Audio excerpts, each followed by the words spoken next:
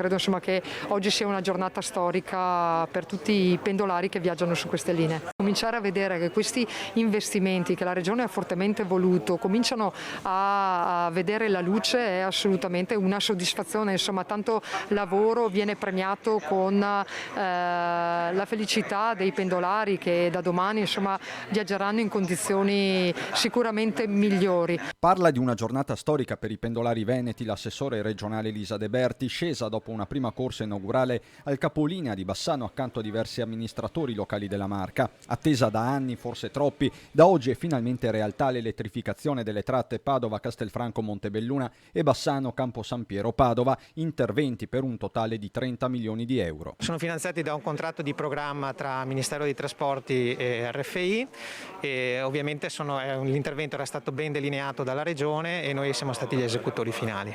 Finisce quindi l'epoca dei vecchi, lenti e inquinanti treni a diesel. Con i treni elettrici vedremo anche un minore impatto ambientale, perché prima con le 445 e le 668 avevamo anche i treni diesel, diciamo che l'inquinamento era elevato. Fatto il primo passo, l'elettrificazione delle linee va avanti, soprattutto nell'Alto Veneto fra Belluno e Treviso. Rete Ferroviaria Italiana ha in programma importanti lavori di elettrificazione di tutte le linee che afferiscono al bacino bellunese e che partono da Treviso. Noi continueremo perché gli investimenti non sono finiti, sull'elettrificazione ormai è tutta finanziata, arriveremo fino a Belluno sia da Padova che da Venezia.